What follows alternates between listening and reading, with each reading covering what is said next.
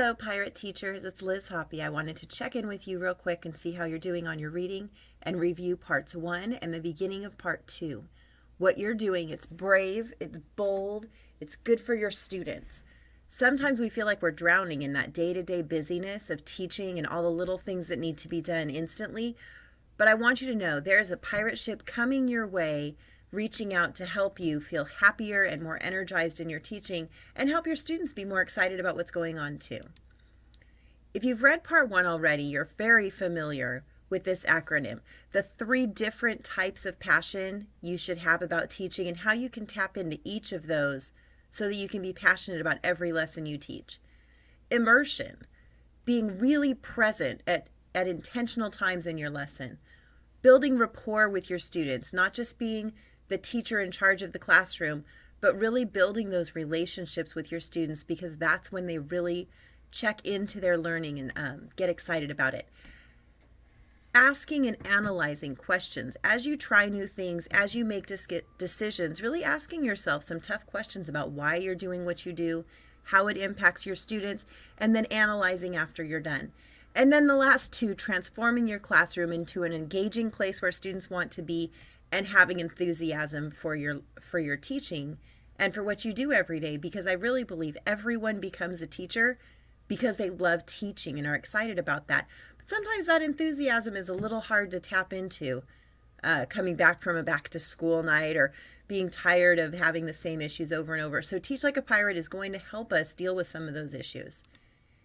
Now, part 2 is looking at the hooks that you can use. As Dave Burgess explains, being inspired by part 1 is really great, but not having the right tools is like having this idea of this great bicycle trip to this really exciting place, but having a flat tire. So part 2 is about introducing some creative ideas to hook your students on learning. And those hooks don't necessarily come at the beginning of the lesson. They're just ways you keep hooking your students back into what you're doing. And there are a lot of them. This is an image from Ditch That textbook that shows all the different types of hooks there are. You can find resources all over the internet, but start by reading about them in the book and see which hooks are a natural fit for you. I think it's not a great idea to go too far out of your comfort zone right away. Start with the ones that feel comfortable, because you're going to see, wow, that was really cool. And then you're going to want to try the ones that seem like they might be out of your comfort zone, and you might realize they're not as far out of your comfort zone as you thought. So know that these hook ideas, they're like developing a toolbox, and everything you do in your classroom is based on a choice of which tool is right for right now. So start asking yourself questions as you plan and as you teach. Let me walk you through quickly just the first half of those hooks, just to prime the pump. Remember, as you're reading, write in the margins, make lists in your plan book, do whatever you need to do to make this happen for your kiddos, because all the reading and all the excitement doesn't really have an impact until it gets into your instruction.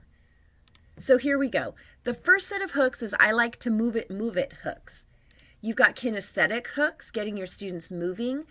Charades, anytime they can get up and do something. Do you remember that PSYOP strategy of a snowball fight where students write something on a piece of paper, like maybe a vocabulary word definition or an answer to a reading question or something they're going to write about, and they all crumple it up and throw it towards the middle of the room like a snowball fight, and then they go find someone else's snowball, open it up and talk about it? That's a great kinesthetic hook. Okay. Also, the people prop hook. This picture is a class working on understanding Hickory Dickory Dock, and they're acting it out. Anytime you can have students act out stories, become inanimate objects. If you're showing power of operations or order of operations, give each kid a card and have them move around and show who gets to go first. Showing steps in a process is another example. The last I like to move it hook is a safari hook. This is a picture from Mr. Grange's class at Blackstock when they were learning ratios, getting them outside, getting them at a different place on campus besides sitting at their desk, asking yourself, what's the best place for this lesson? Maybe you're reading a book about people who are out on like Island of the Blue Dolphins, and you take them out into the field, into a small space, and read out in that space. Anytime you can get out of the classroom and it works for the lesson and makes sense, go for it. The next set of hooks, Long live the arts. We've got the Picasso hook, using visuals. It doesn't have to be famous art. It could be anything visual. It could be a photo walk, going out and looking for pictures, for things they could take pictures of, to give examples of geometry words. You also have the Mozart hook. Anytime you can use music, lyrics of the words, some kind of specific music as they're coming into the room that's going to connect with the lesson. And then the dance and drama hook. Is there a dance they could learn to go with something that, some time period that you're learning about in history or something like that? Could they reenact some sort of event or scene in a book? Those are the dance and drama hooks. And then finally, in Live Long the Arts, the craft store hook. Bringing in something they can do, popsicle sticks, origami, any of those kinds of crafty things. This is also a great way to tap into some of your kids who have crafty interests and make them the leader for the lesson, to help lead the craft. The next type of hook, what's in it for me? This, connecting with what I was just saying, the student hobby hook. Building on their interests. Now, before you can build on their interests, you have to learn what their interests are, and that's building rapport with your students. The real world application hook, connecting with the real world authentically, learning about how is this skill going to be used outside of school. That's a great hook for students. The life-changing hook. Anytime you can help them connect with something inspirational, something that's going to allow them personal growth, to really, how does this impact your life?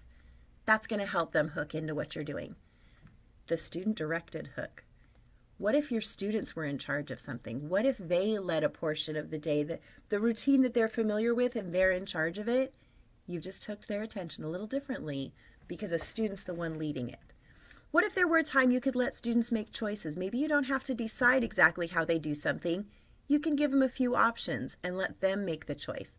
That's the student-directed hook. And then the opportunistic hook. Anytime you could bring in pop culture, trends, current events, things that they're interested in, you're going to help hook them into what you're doing. So that's the beginning of part 1. I want you to let your reading transform you in your classroom. I want you to talk to other people about what you're reading, either on campus or by email, or if you're on Twitter, by Twitter. But really connect with what you're learning. I hope you're enjoying the book. Send me an email and let me know what you're doing, what you're trying. I would love to start sharing ideas between each of you. Post it in that Google Classroom if you've gotten in there, and we'll just keep this conversation going. Have a great day. I'll talk to you later.